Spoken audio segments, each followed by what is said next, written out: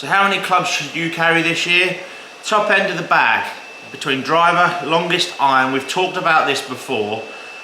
Quite often people carry too many clubs. I'm about to show you why.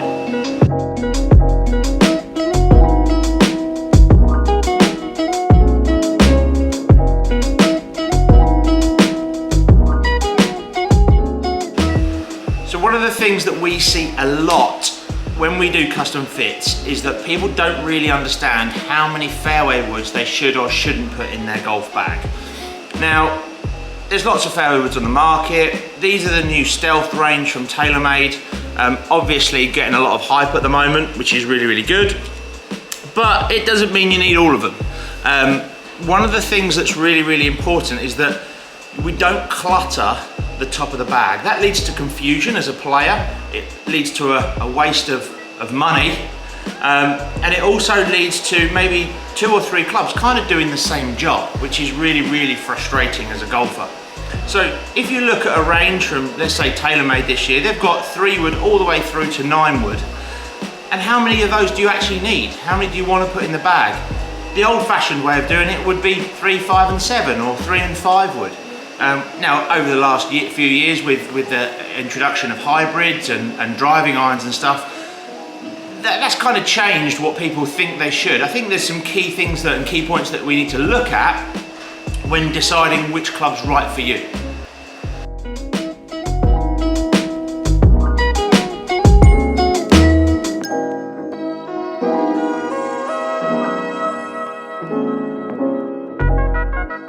So if I come down here on our TrackMan screen, I've hit a couple of shots here with my 5 wood and a 3 wood.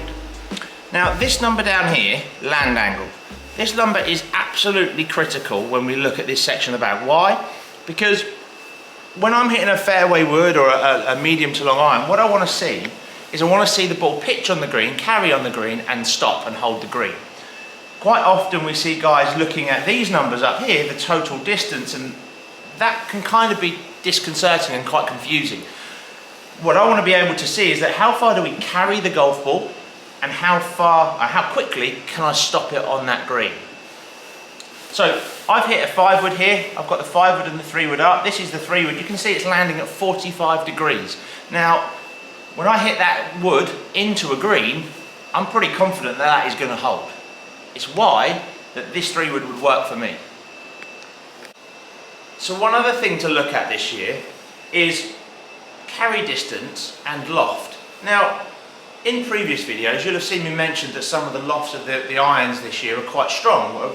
We mentioned in a video previously that the Rogue ST from Callaway, the 7 iron, is 27.5 degrees.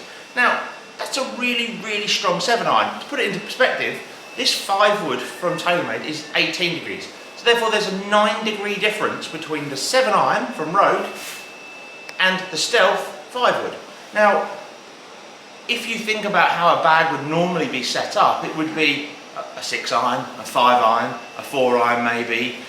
All of a sudden, we've got a 4 iron that's 18.5 degrees and a 5 wood that's 18. There's no need for both clubs. What I want to make sure you're doing is that there is at least a 5 mile/hour ball speed difference between these clubs, and we're checking in on this land angle to make sure when we get in these clubs, not only are they carrying the appropriate yardage, they're landing appropriately as well. So when you're looking at that middle part of that bag this year, make sure and that you ask enough questions. Make sure that you're not being led by your own historical understanding that is, I need a 3 wood, I need a 5 wood.